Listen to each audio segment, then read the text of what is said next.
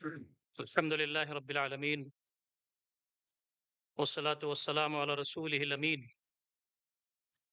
وعلى آله وصحبه أجمعين إلى يوم الدين أما بعد أعوذ بالله من الشيطان الرجيم بسم الله الرحمن الرحيم لقد يسرنا القرآن للذكر فهل من مدكر صدق الله العلي العظيم وعن النبي صلى الله عليه وسلم أنه قال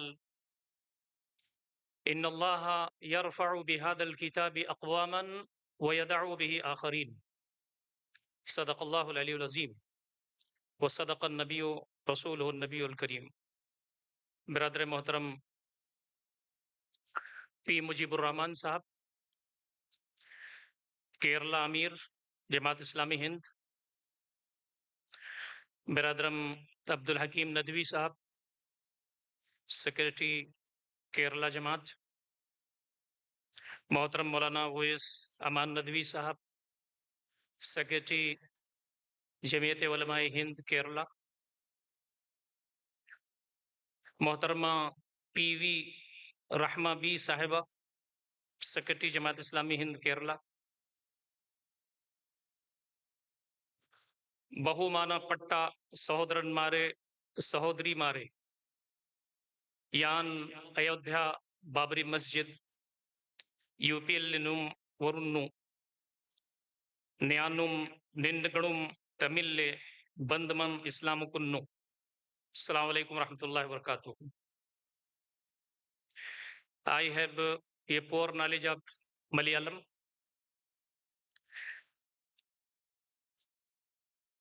قابل احترام بزرگوں اور دوستوں، یہ میرے لیے بڑی سعادت کی بات ہے کہ قرآن اسٹڈی سرکل کیرلا کے اس پروگرام میں دہلی سے شرکت کر رہا ہوں یہاں، اور یہ میرے لیے خوشی کی بات ہے کہ میں اس پروگرام کا اناگریٹ بھی کر رہا ہوں۔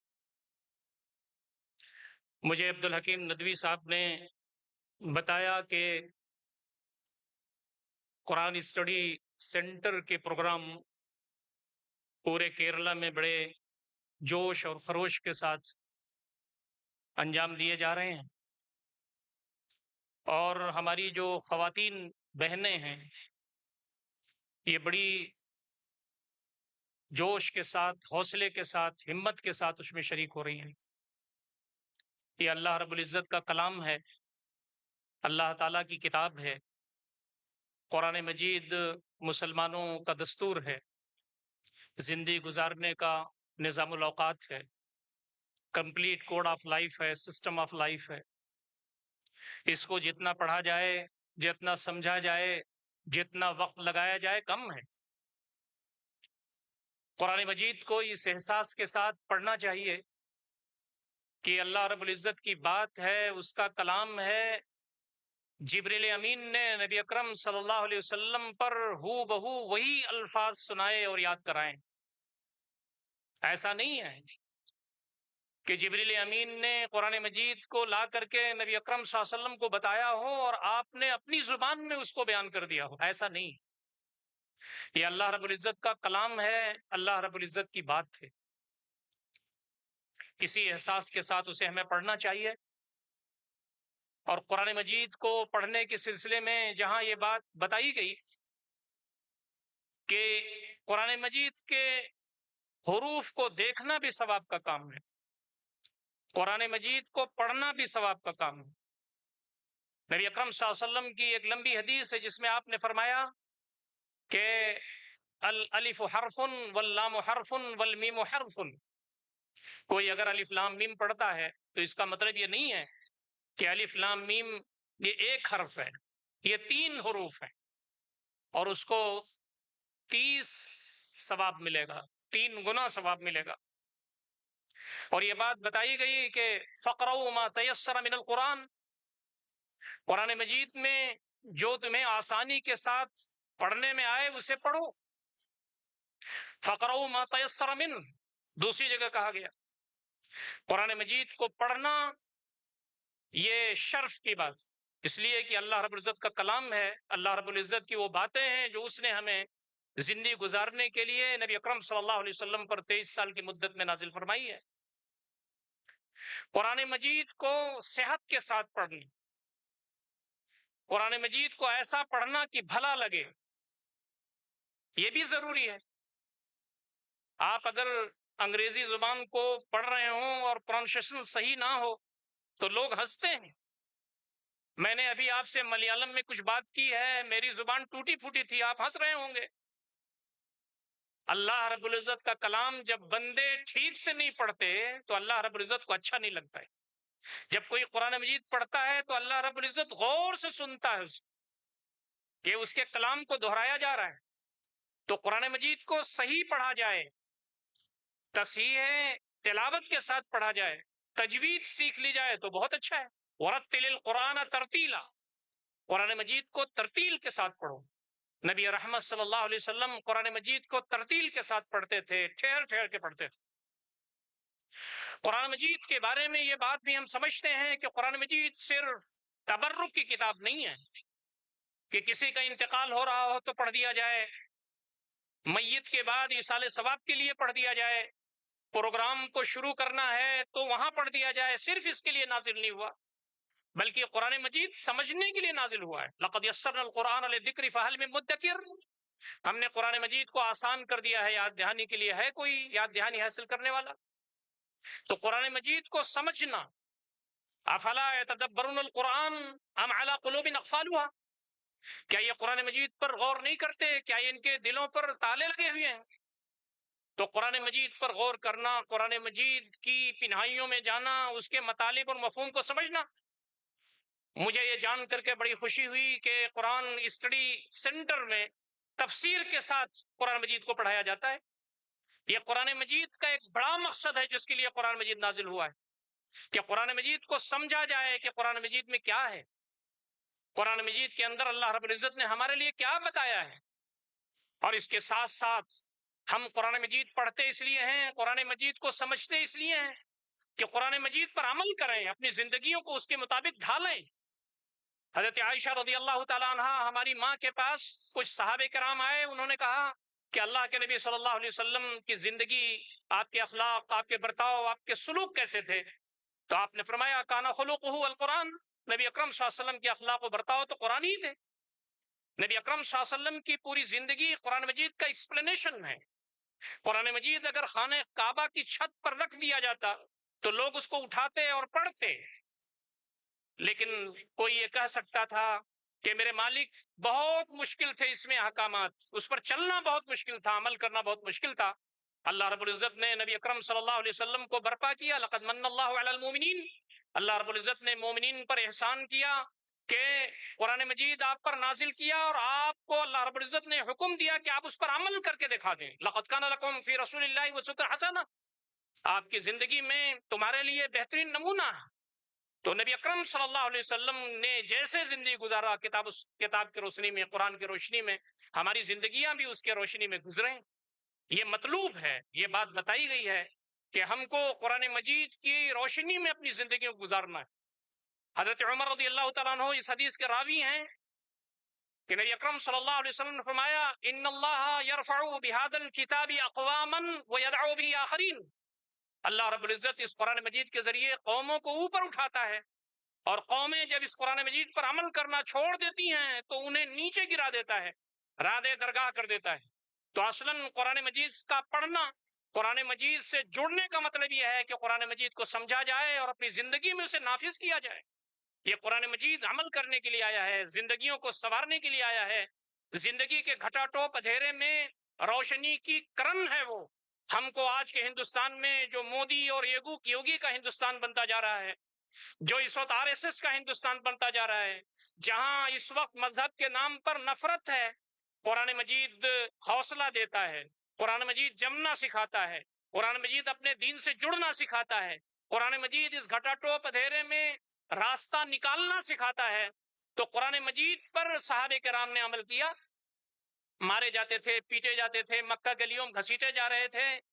وہاں موب لنچنگ ہو رہی تھی، وہاں شہادتیں ہو رہی تھی، سب کچھ ہو رہا تھا مکہ کی زندگی میں، اور آج کے حالات سے سخت حالات تھے وہاں کے، لیکن قرآن مجید نے انہیں جمنا سکھایا، قرآن مجید نے انہیں حوصلہ دیا، قرآن مجید نے انہیں اللہ تعالیٰ سے جڑنا سکھایا، قرآن مجید نے انہیں ان سخت حالات میں راستہ نکالنا سکھایا۔ عبد الحکیم بھائی فلسطین کا تذکرہ کر رہے تھے، آج وہاں کے لوگوں کے اندر جو استقامت ہے، جو حوصلہ ہے، آپ کو معلوم ہے کہ وہاں کے اکثر لوگ حفاظ قرآن ہیں، وہاں کی جو مائیں اور بہنیں ہیں حفاظ ہیں، قرآن مجید کی حافظہ ہیں، وہاں علماء ہیں، وہاں مفسرین قرآن ہیں، ان کے دلوں میں اللہ رب العزت کا کلام ہے، اس لیے اللہ رب العزت کے راستے میں وہ جمے ہوئے ہیں، ڈٹے ہوئے ہیں، انہوں نے کہیں بھی کوئی بھی انہوں نے سستی اور کالی نہیں دکھائی، تو اللہ رب العزت کی رحمتیں اور برکتیں ایسی لوگوں پر آتی ہیں، اور دیر سویر انشاءاللہ العزیز مسجد اقصی آزاد ہوگا، اور انشاءاللہ ہم ویسے ہی نماز پڑھیں گے جیسے حرمین شریفین میں نماز پڑھتے ہیں انشاءاللہ العزیز۔ دوسری بات جو میں آپ کے سامنے عرض کر سکتا ہوں وہ یہ ہے کہ قرآن مجید میں اللہ رب العزت نے 3 طرح کے دلائل دیے ہیں۔ ایک دلیل ہے آفاقی دلیل، یعنی یہ آسمان، یہ زمین، یہ پوری کائنات، یہ کھلی کتاب ہے، تمہیں اس کے ذریعے قرآن مجید کو سمجھنا چاہیے، اللہ رب العزت تک پہنچنا چاہیے۔ اور دوسری دلیل وہ انسان کی خود اپنا وجود ہے، وَفِي أَنفُسِكُمْ أَفَلَا تُبْصِرُونَ، تمہارے اندر خود دلائل موجود ہیں، کیا تمہیں معلوم نہیں ہے؟ اور تیسری دلیل تاریخی دلیل ہے کہ قوموں کا عروج و زوال، قوم عاد ہے، قوم نوح ہے، قوم سبا ہے، انبیاء آئے اور انبیاء کی تعلیمات پر ماننے کے نتیجے میں قومیں اوپر اٹھیں، اور جب انہوں نے الہی تعلیمات کو چھوڑ دیا تو اللہ رب العزت کے ہاں ارادے درگاہ ہو گئی۔ تو یہ 3 بڑے دلائل قرآن مجید میں دیے گئے ہیں، پورے قرآن مجید میں یہ دلائل آپ کو ملیں گے، آپ پڑھ رہے ہیں تو انشاءاللہ اس طرح کی نظر بھی آپ کی ہونی چاہیے۔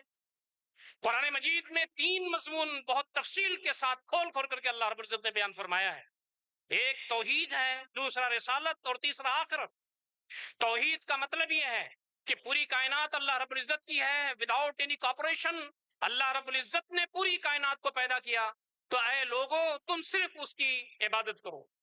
ان اللہ لا یغفر ان یشرک بہ ویغفر ما دون ذلک لمن یشاء، اللہ رب العزت شرک کو کبھی معاف نہیں کر سکتا، اس نے یہ اپنی سنت بنا لی ہے، اور شرک کے علاوہ جتنے بھی گناہ ہیں جس کو چاہے معاف کر دے۔ تو یہ بتایا گیا کہ پوری کائنات میں وحدانیت ہے، صرف اللہ رب العزت کی عبادت کرنا ہے، اس کی پرستش کرنا ہے، کسی نبی کی، کسی ولی کی، کسی بڑے انسان کی اس سے کچھ مانگنا، اس سے کچھ طلب کرنا، فرمایا گیا کہ یہ شرک ہے، اور اللہ رب العزت کبھی بھی اس کو معاف نہیں کرے۔ چھوٹے گناہ اللہ رب العزت معاف کر دیں گے، اس کے علاوہ جو بھی گناہ ہے وہ معاف کر دیں گے۔ ان الشرک لظلم عظیم، شرک سب سے بڑا ظلم ہے، سب سے بڑا گناہ ہے۔ فرمایا لو کان فیہما آلہۃ الا اللہ لفسدتا، اس زمین پر اگر ایک سے زائد خدا ہوتے تو آپس میں لڑتے اور زمین میں فساد فی الارض آ گیا ہوتا۔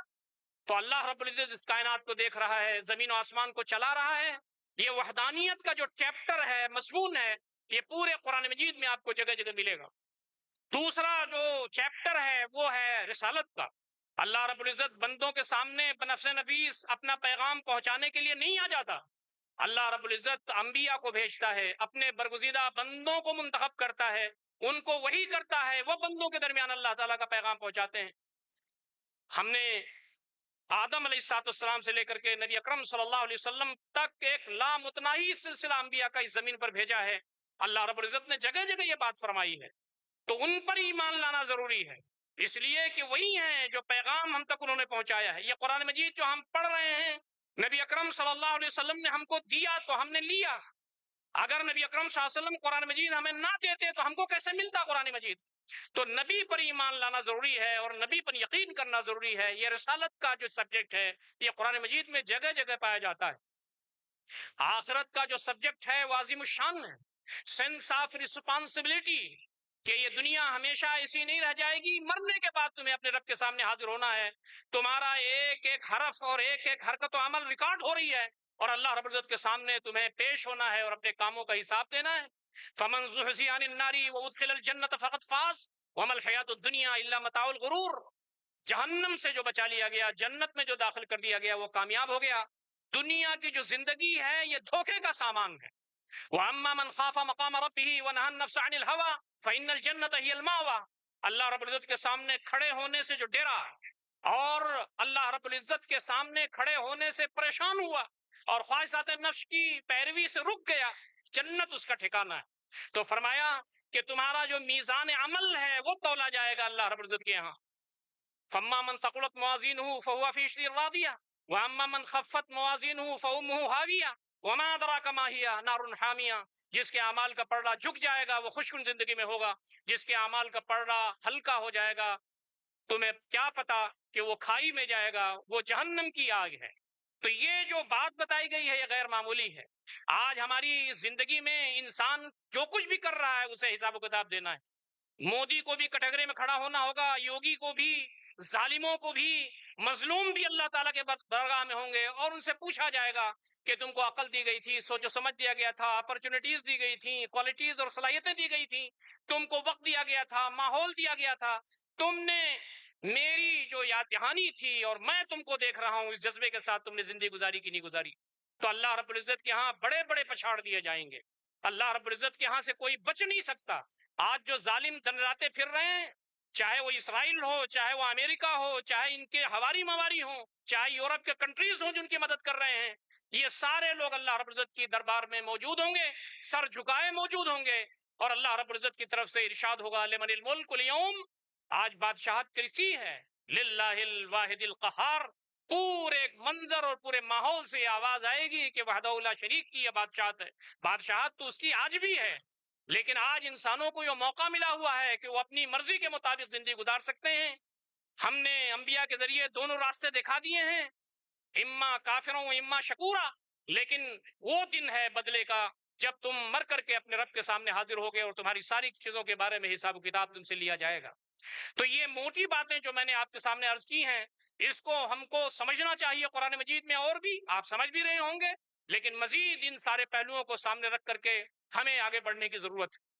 قرآن مجید جو شخص پڑھتا ہے، قرآن مجید جو شخص سمجھتا ہے، اپنی زندگی میں نافذ کرنے کی کوشش کرتا ہے، اس کے زندگی پر اثرات قرآن مجید ڈالتا ہے۔ قرآن مجید ہماری زندگیوں کو بہتر کرتا ہے، مزین کرتا ہے۔ سب سے بڑی چیز جو قرآن مجید ہماری زندگیوں پر جس کا اثر ڈالتا ہے وہ یہ کہ قرآن مجید کے ذریعے اللہ رب العزت ہماری ہدایت کا سامان کرتا ہے۔ وَمَن يُؤْمِن بِاللَّهِ يَهْدِ قَلْبَهُ، جو اللہ رب العزت پر ایمان رکھتا ہے اللہ رب العزت اس کو ہدایت دے دیتا ہے، اس کو رہنمائی کرتا ہے دین کی طرف، اس کو رہنمائی کرتا ہے سیدھے راستے کی طرف۔ اور ہم کو یہ معلوم ہے کہ قرآن مجید پڑھنے کے بعد آدمی کو ہدایت ملتی ہے۔ ھدی للمتقین، یہ قرآن مجید ہدایت کا سامان کرنے والی کتاب ہے۔ ھدی للناس، یہ اللہ رب العزت کی طرف سے ہدایت ہے سمپورن مانو جات کے لیے، کمپلیٹ ہیومن کائنڈ کے لیے۔ تو جو بندہ قرآن مجید کو پڑھتا ہے اس کی زندگی پر یہ اثر ہوتا ہے کہ وہ ہدایت پا جاتا ہے، اس کو راستہ ملتا ہے، راستوں میں اسے روشنی ملتی ہے کہ مجھے کس طرف جانا ہے۔ دوستوں اور ساتھیوں، جب ہم ہدایت پاتے ہیں تو ہمارے دلوں میں ایمان مضبوط ہوتا ہے، اور جس شخص کے دل میں ایمان مضبوط ہو جائے اس کے اندر جرأت پیدا ہوتی ہے، ہمت پیدا ہوتی ہے، حوصلہ پیدا ہوتا ہے۔ قرآن مجید حوصلہ پیدا کرتا ہے ہماری زندگیوں میں۔ آپ کو معلوم ہے کہ جب جادوگروں نے ایمان قبول کیا فرعون کے سامنے، اور فرعون نے کہا کہ تم کو ہم سولی پر چڑھا دیں گے، تو انہوں نے کہا کہ فقد ایمان تقاض، جو کرنا ہے کر لو، سولی سے ہم نہیں ڈرتے، موت سے ہم نہیں ڈرتے، اس لیے کہ ہمارے دل کے اندر ایمان کی شمع روشن ہو گئی ہے، اور ہم کو وہ نظر آ گیا ہے جو موسیٰ کہہ رہے ہیں اور اللہ رب العزت کا دین پیش کر رہے ہیں۔ الہی تعلیمات قرآن مجید پڑھنے کے نتیجے میں آدمی کے اندر جرأت پیدا ہوتی ہے، ہمت آتی ہے اس کے اندر، حوصلہ آتا ہے اس کے اندر۔ اللہ کا فضل ہے ہندوستان کے اندر، آپ تو کیرلا کے رہنے والے ہیں، میں اجودھیا سے بابری مسجد سے 100 کلومیٹر کی دوری پر رہتا ہوں، میرا گھر ہے، لیکن اتر پردیش کے مسلمان کسی کے اندر کوئی خوف نہیں ہے، کوئی ان کے اندر گھبراہٹ نہیں ہے۔ کیوں؟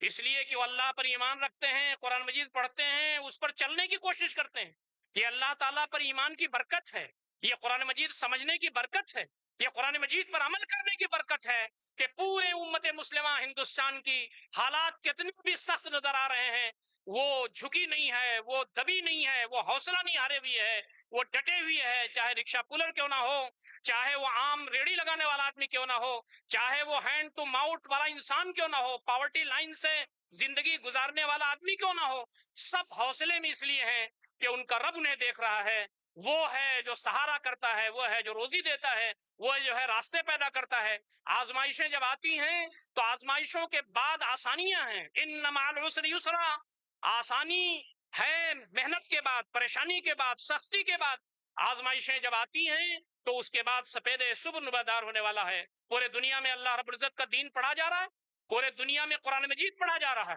پورے دنیا میں قرآن مجید سے لوگوں کی اس درجہ گویا کی نفرت ہے کہ امریکہ میں کوئی مسئلہ ہوتا ہے تو قرآن مجید چلایا جاتا ہے، سویڈن میں کوئی مسئلہ ہوتا ہے تو قرآن مجید چلایا جاتا ہے، جرمنی میں کوئی معاملہ ہوتا ہے تو قرآن مجید چلایا جاتا ہے۔ ہندوستان میں ہمارے ہاں کبھی مسجدوں پر حملہ ہوتا ہے، دائیں بائیں کوئی بات ہوتی ہے، قرآن مجید جلا کر کے نالیوں میں ڈالا جاتا ہے۔ کیوں؟ قرآن مجید اللہ تعالیٰ کی کتاب ہے، وہ یہ سمجھتے ہیں کہ جب تک قرآن مجید اس زمین پر رہے گی مسلمانوں کو ہمت دے گی، مسلمانوں کو حوصلہ دے گی، اس زمین پر ظلم کے خلاف کام کرنے کے لیے لوگوں کو ابھارے گی، اکسائے گی۔ تو اس لیے آج پوری دنیا میں جو وار چھڑی ہوئی ہے، جس میں امریکہ ہے، جس میں اسرائیل ہے، جس میں یورپ ہے، جس میں ہندوتوا کے علم بردار ہیں، جس میں ہمارے ہاں کے جو لوگ ہیں زعفرانی مزاج رکھنے والے، ان سب کا معاملہ کیا ہے؟ قرآن مجید، قرآن مجید، قرآن مجید۔ قرآن مجید سے دشمنی ہے لوگوں کو، اس لیے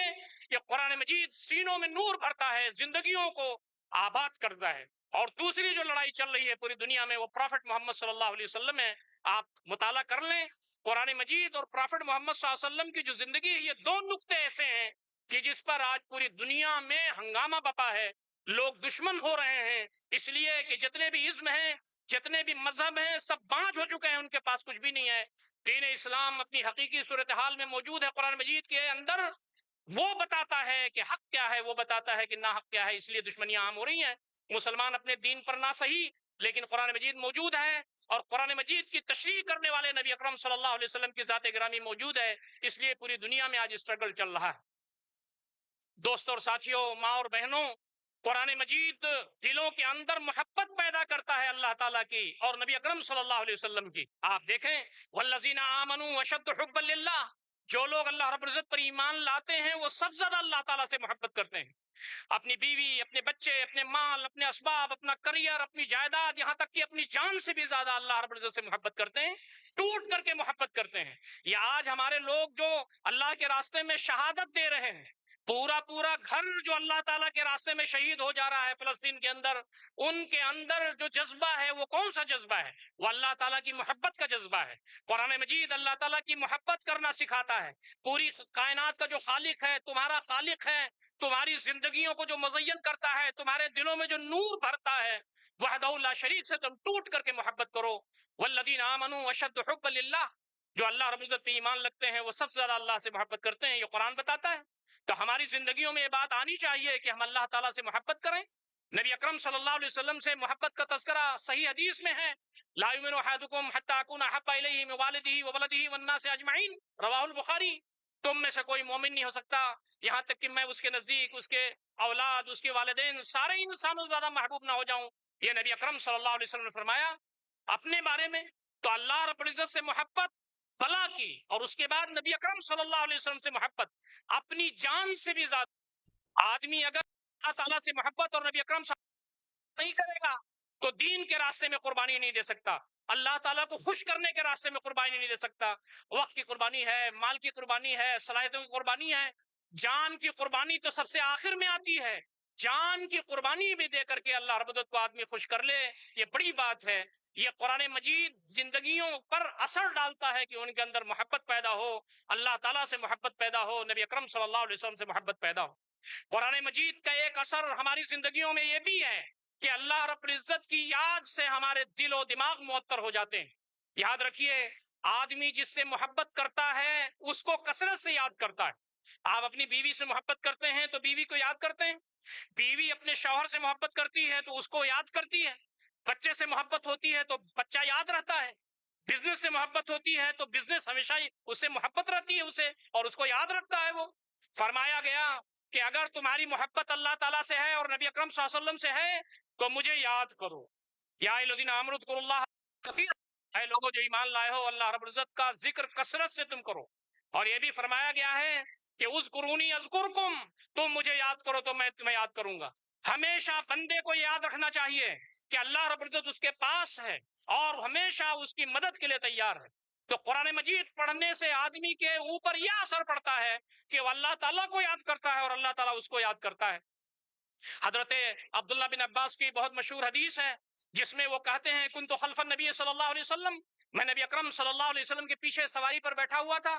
تو آپ نے فرمایا یا غلام انی اعلمک کلمات، اے بچے میں تمہیں چند باتیں بتاتا ہوں، احفظ اللہ یحفظک، اللہ کو یاد رکھو اللہ تم کو یاد رکھے گا، احفظ اللہ تجدہ تجاہک، اللہ کو یاد رکھو تو اللہ کو تم اپنے سامنے پاؤ گے، اذا سألت فسل اللہ، مانگو تو صرف اللہ تعالیٰ سے، وَإِذَا اسْتَعَنْتَ فَاسْتَعِنْ بِاللَّهِ، مدد چاہو تو صرف اللہ تعالیٰ کی، وَاعْلَمْ أَنَّ الْأُمَّةَ لَوِ اجْتَمَعَتْ عَلَىٰ أَن يَنفَعُوكَ بِشَيْءٍ لَمْ يَنفَعُوكَ بِشَيْءٍ إِلَّا كَتَبَ اللَّهُ لَكَ، تم جان لو کہ تم کو پوری دنیا کے لوگ کوئی فائدہ نہیں پہنچا سکتے مگر اتنا جتنا اللہ رب العزت نے تمہارے لیے لکھ رکھا ہے، وَلَوِ اجْتَمَعُوا وَلَا يَضُرُّوكَ بِشَيْءٍ لَمْ يَضُرُّوكَ إِلَّا بِشَيْءٍ قَدْ كَتَبَ اللَّهُ عَلَيْكَ، دنیا کے سارے لوگ اکٹھا ہو جائیں کہ تمہیں ذرہ برابر نقصان پہنچا دیں، نہیں پہنچا سکتے مگر اتنا جتنا اللہ رب العزت نے تمہارے خلاف لکھ رکھا ہے۔ یہ ایمانی کیفیت ہے۔ تو اللہ تعالیٰ کو یاد رکھنا، ایک صحابی کو آپ نے فرمایا لا یزال لسانک رطبا من ذکر اللہ، تمہاری زبان ہمیشہ اللہ رب العزت کی یاد سے تر رہے۔ تو قرآن مجید ہمارے اندر یہ ایک صفت پیدا کرتا ہے کہ ہم اللہ رب العزت کو یاد کرنے والے بنے۔ نبی اکرم صلی اللہ علیہ وسلم کی ایک حدیث قدسی ہے، آپ فرماتے ہیں کہ یتقرب العبد الی بالنوافل حتی احبہ، بندہ نوافل کے ذریعے مجھ سے قریب ہوتا رہتا ہے اس یہاں تک کہ میں اس سے محبت کرنے لگتا ہوں۔ جب ہم اللہ تعالیٰ سے محبت کرنے لگتے ہیں تو اللہ تعالیٰ ہم سے بھی محبت کرنے لگتا ہے۔ اور اللہ رب العزت کو یاد کرنے کے سلسلے میں ایک جگہ فرمایا، وہ بھی حدیث قدسی ہے کہ انا عند ظن عبدی بی، میں بندے کے گمان کے پاس ہوں، وَإِن ذَكَرَنِي فِي نَفْسِهِ ذَكَرْتُ فِي نَفْسِي، بندہ اگر اپنے دل میں مجھے یاد کرتا ہے تو میں اس کو عرش الہی پر اپنے دل میں یاد کرتا ہوں، وَإِن ذَكَرَنِي فِي مَلَئٍ ذَكَرْتُ فِي مَلَئٍ خَيْرٍ مِّنْهُمْ، بندہ اگر کبھی اپنے مجلس میں یاد کرتا ہے مجھے تو میں اس سے اچھی مجلس میں یاد کرتا ہوں فرشتوں کی۔ جب میں یہ حدیث کہیں بھی سناتا ہوں تو میں یہ کہتا ہوں کہ آج ہم یہاں کیرلا میں یہاں پر پالکاڈ کے اس شہر میں بیٹھ کر کے اللہ تعالیٰ کو یاد کر رہے ہیں، انشاءاللہ العزیز اللہ رب العزت ہمیں فرشتوں کی مجلس میں یاد کر رہا ہوگا۔ تو اللہ رب العزت فرماتے ہیں کہ وَإِنْ أَتَانِي بِشِبْرٍ أَطَيْتُهُ دِرَاعًا، میری طرف اگر وہ ایک بالشت آتا ہے تو میں اس کی طرف ایک ہاتھ آتا ہوں، وَإِنْ أَتَانِي ذِرَاعًا أَطَيْتُهُ بَاعًا، میری طرف اگر ایک ہاتھ آتا ہے تو میں اس کی طرف ایک گز آتا ہوں، وَإِنْ أَتَانِي يَمْشِي أَطَيْتُهُ هَرْوَلًا، میری طرف اگر وہ چل کر کے آتا ہے تو لپک کر کے میں اس کے پاس پہنچ جاتا ہوں۔ تو ایک قرآن مجید پڑھنے کا، سمجھنے کا، عمل کرنے کا ایک اثر یہ ہوتا ہے کہ بندہ اللہ تعالیٰ کو یاد کرتا ہے تو اللہ رب العزت اس کو یاد کرتا ہے اور کبھی بھی اس کو رسوا ہونے نہیں دیتا اور کبھی بھی اس کو کہیں جانے نہیں دیتا۔ ایک بہت بڑا فائدہ جو انسان کی زندگی میں قرآن مجید پڑھنے سے ہوتا ہے وہ یہ کہ اللہ رب العزت کا بندہ جب ذکر کرتا ہے تو دلوں کو اطمینان ہوتا ہے، الا بذکر اللہ تطمئن القلوب، سنو دلوں کو جو اطمینان ملتا ہے وہ اللہ تعالیٰ کی یاد سے ملتا ہے۔ تم دولت میں ڈھونڈتے ہو، شہرت میں ڈھونڈتے ہو، عہدوں میں ڈھونڈتے ہو، تم دنیا داری میں ڈھونڈتے ہو، یہاں تمہیں سکون نہیں ملتا۔ سکون تو اللہ رب العزت اپنے بندوں کے دلوں میں ڈالتا ہے اور وہ اللہ رب العزت کو یاد کرنے کی شکل میں ہوتا ہے۔ ایک بڑا جو قرآن مجید پر عمل کرنے اور اس کے پڑھنے کا ایک بڑا اثر جو انسان کی زندگی میں ہوتا ہے وہ یہ کہ انسان کو توکل کی کیفیت حاصل ہوتی ہے۔ میں جو کلام پڑھ رہا ہوں، جس چیز پر عمل کر رہا ہوں، جس کو میں اپنے سینے سے لگایا ہوا ہوں، وہ اللہ رب العزت ہمیں کبھی رسوا نہیں ہونے دے گا۔ فرمایا وعلی اللہ یتوکل المتوکلون، اللہ رب العزت پر بھروسہ کرنے والے بھروسہ کرتے ہیں۔ توکل کی کیفیت، کچھ بھی ہو رہا ہو، مجھے تو جو کچھ میں کر سکتا تھا میں نے کیا، اب معاملہ میں نے اللہ رب العزت کے حوالے کر دیا ہے تو مجھے کوئی پریشانی کی ضرورت نہیں ہے۔ وتوکل علی اللہ الذی علی الحی الذی لا یموت، وتوکل علی اللہ علی الحی الذی لا یموت، اس اللہ رب العزت پر توکل کیجئے جو زندہ و جاوید ہے، کبھی اس کو موت آنے والی نہیں۔ تو یہ جو توکل کی کیفیت ہے غیر معمولی ہے۔ انما المؤمنون الذین اذا ذکر اللہ وجلت قلوبہم، مومن تو وہ ہیں جب اللہ رب العزت کی یاد آتی ہے ان کو تو ان کے دل دھڑسنے لگتے ہیں۔ وَإِذَا تُلِيَتْ عَلَيْهِمْ آيَاتُهُ زَادَتْهُمْ إِيمَانًا، جب اللہ رب العزت کی آیات کی تلاوت کی جاتی ہے تو ان کا ایمان بڑھ جاتا ہے۔ وَعَلَى رَبِّهِمْ يَتَوَكَّلُونَ، اور اپنے رب پر وہ بھروسہ کرتے ہیں۔ تو مومنین کی کیفیت یہ ہے کہ جب وہ اللہ رب العزت کی یاد آتی ہے ان کو تو ان کے دل کانپنے لگتے ہیں، اور جب اللہ رب العزت کی آیات کی تلاوت کی جاتی ہے تو ایمان بڑھ جاتا ہے اور اللہ رب العزت کو وہ بھروسہ رکھتے ہیں۔ تو ایک کیفیت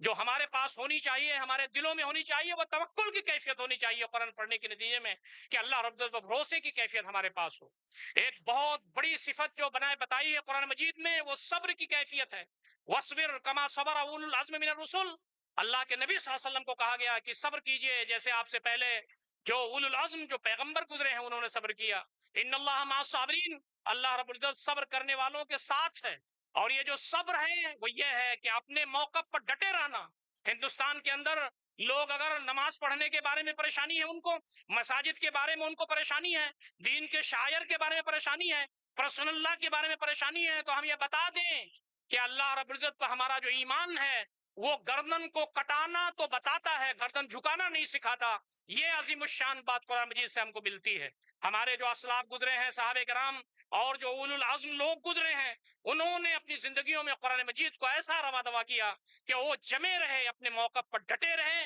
کہ اللہ رب العزت ایک ہے، اسی کی کبریائی ہے، اسی کی عظمت ہے۔ دیوی دیوتاؤں کی عبادت ہم نہیں کر سکتے، ہم غیر اللہ کی پرستش نہیں کر سکتے، ہم اپنے دین پر قائم و دائم رہیں گے، جو بھی پریشانیاں آئیں اس پر ثابت قدم رہیں گے۔ یہ ہے صبر۔ قرآن مجید اپنے بندوں کے اندر صبر پیدا کرتا ہے۔ قرآن مجید اس کے ساتھ ساتھ ہمارے اندر جو کیفیت پیدا کرتا ہے وہ یہ ہے کہ ہم انصاف کے علمبردار بن جائیں۔ قرآن مجید میں یہ بات جگہ جگہ بتائی گئی ہے کہ انبیاء کے اس دنیا میں آنے کا مقصد صرف یہ نہیں ہے کہ وہ روزہ رکھنے کے لیے، نماز پڑھنے کے لیے، تسبیح کے لیے، تحلیل کے لیے، تحمید کے لیے، تکبیر کے لیے، اسی کے لیے صرف دنیا میں نہیں آتے تھے، بلکہ اس زمین پر انبیاء اس لیے آتے تھے کہ اس زمین پر انصاف قائم ہو جائے، اس زمین پر ظلم کا خاتمہ ہو جائے۔ لقد ارسلنا رسلنا بالبینات وانزلنا معهم الكتاب والمیزان لیقوم الناس بالقسط، ہم نے اس زمین پر انبیاء نازل کیے، رسول اتارے، کتابیں نازل کی، حق و باطل میں تمیز کرنے والی کسوٹی الفرقان نازل کیا، تاکہ اس زمین پر انصاف قائم ہو جائے۔ تو تم لوگوں کی ذمہ داری یہ ہے، قرآن مجید کو سمجھنے والوں کی ذمہ داری یہ ہے کہ تم انصاف کے علمبردار بن جاؤ۔ یا ایھا الذین آمنوا کونوا قوامین بالقسط شہداء للہ، اے لوگوں جو ایمان لائے ہو تم انصاف کے علمبردار بن جاؤ۔ قرآن مجید کا پڑھنے والا کبھی بھی ظالم کا ساتھ نہیں دے سکتا، قرآن مجید کا پڑھنے والا کبھی ظلم کا ساتھ نہیں دے سکتا، وہ ظلم کے خلاف رہے گا، چاہے اپنے باپ کے خلاف گواہی دینی ہو، چاہے اپنے بچوں کے خلاف گواہی دینے ہو، اپنے اعزا و اقربا کے خلاف گواہی دینی ہو۔ تو قرآن مجید جو سکھاتا ہے وہ یہ کہ اس زمین پر انصاف کے علمبردار بن جائیں ہم۔ آج پورے دنیا میں جو لڑائی چل رہی ہے وہ ظلم کی، قرآن مجید پڑھنے والے دنیا میں جہاں بھی ہیں وہ ظالم کے خلاف آواز بلند کرتے رہیں گے، وہ ظلم کے خلاف کھڑے ہوتے رہیں گے۔ اور ہم ہندوستان میں جماعت اسلامی ہند جو کام کر رہی ہے وہ یہی کر رہی ہے کہ اللہ رب العزت کے دین کی اقامت، اقیم الدین ولا تتفرقوا فی، قرآن مجید کی آیت ہم سے مطالبہ کرتی ہے کہ اے قرآن مجید پڑھنے والوں، اے قرآن مجید سمجھنے والوں، اے قرآن مجید پر عمل کرنے والوں، تمہارا کام پورے دین پر چلنا ہے، کمپریہنسو تمہارا دین ہے، تمہارا مذہب ہے۔ یا الذین آمنوا ادخلوا فی السلم کافۃ ولا تتبعوا خطوات الشیطان، اے لوگوں جو ایمان لائے ہو دین میں پورے کے پورے داخل ہو جاؤ اور شیطان کے نقش قدم کی اتباع نہ کرو۔ تو ہم اقامت دین اسی لیے کر رہے ہیں کہ قرآن مجید ہم نے پڑھا ہے، قرآن مجید ہم نے سمجھا ہے، سمجھ رہے ہیں، پڑھ رہے ہیں، اور ہماری ذمہ داری یہ ہے کہ ہندوستان کے اندر خوف نہ کریں، غم نہ کریں، ولا تہنوا ولا تحزنوا، کسی قسم کی کمزوری نہ دکھائیں، کسی قسم کا غم نہ کریں، وانتم الاعلون ان کنتم مؤمنین، تم ہی سربلند رہو گے اگر تم مومن ہو۔ یہ ہمارا رویہ ہونا چاہیے، یہ ہمارا کردار ہونا چاہیے۔ تو میں ایک بات اور مبارکباد دیتا ہوں، یہ جو ہمارے پاس قرآن اسٹڈی سینٹر جو لوگ چلا رہے ہیں، اس کے جو منتظمین ہیں، جو اس کے بارے میں یہاں لوگوں کو اکٹھا کر رہے ہیں، پڑھا رہے ہیں، ماحول بنا رہے ہیں، اللہ رب العزت ہمارے پڑھنے والوں کی خدمات کو قبول فرمائے، اللہ رب العزت ہمارے پڑھانے والوں کی خدمات کو قبول فرمائے، قرآن مجید سے ہمارے تعلق کو مضبوط کر دے، قرآن مجید جیسا انسان بنانا چاہتا ہے ویسے انسان ہم بن جائیں، اور ہندوستان کے اندر قرآن مجید جیسا ہمیں اللہ رب العزت کے دین کی اقامت کے لیے تیار ہونے کے لیے کہتا ہے، اللہ رب العزت ہم تمام کے اندر وہ صلاحیت پیدا ہو جائے۔ اللہ رب العزت ہم تمام کو ان ساری باتوں پر غور فکر کرنے اور عمل کرنے کی توفیق عنایت فرمائے۔ اقول قولی ھذا استغفر اللہ لی ولکم اجمعین واستغفروہ انہ هو الغفور الرحیم، وآخر دعوانا ان الحمد للہ رب العالمین، والسلام علیکم ورحمۃ اللہ وبرکاتہ۔